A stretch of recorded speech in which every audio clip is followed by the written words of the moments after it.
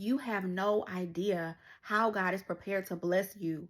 But it's on the other side of your obedience. It's on the other side of your sacrifice. It's on the other side of you saying, God, yes, I want this thing. Yes, I've been holding on to this thing. Yes, I've been asking for this thing for so long. But if you're telling me to let it go, if you're telling me to surrender it, God, is yours. Because more than I want this thing, I want you. That is what God is looking for. The real test is, will you still obey God even if he says, let it go? If he asks you to surrender the very thing that you've been wanting for so long, will you still obey? Will you still give God your yes? Yes, God, I'll let go of that relationship. Yes, God, I'll let go of that job. Yes, I'll let go of this friendship. Yes, I'll let go of this idea I've been clinging on to for so long. Look, if God has been trying to get you to surrender something and you know you've heard from him clearly on this thing, I just want you to remember Abraham and Isaac. Like, God asked Abraham to sacrifice his only son. And Abraham was real close to doing it. Like, by the time the angel stepped in and said, hey, you don't have to, Abraham already had Isaac bound and laid on that altar, knife in hand.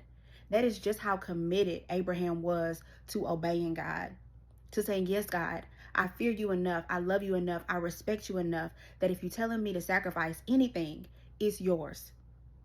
That's a place we have to get to. Because after that, I mean, when the angel stopped him, like the very next thing he said was, now I know that you fear God because you have not withheld your son from me, your only son. Like, God, the angel was trying to see, do you love God enough? Do you fear God enough to give him this thing that I know your heart wants so bad?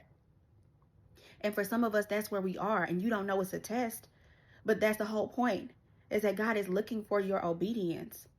And then after everything, after, he sets Isaac free and he finds the ram in the bush and sacrifices that instead, the angel goes on to say, blessing, I will bless you, and multiplying, I will multiply your descendants as the stars in the heavens and the sands on the shore.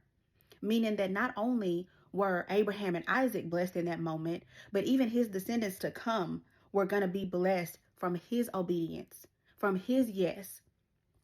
Like, if you're struggling, I really encourage you to read that whole verse, read that whole chapter, and let that minister to you so that you can trust God and you can show him that, God, you have my yes, no matter what it is.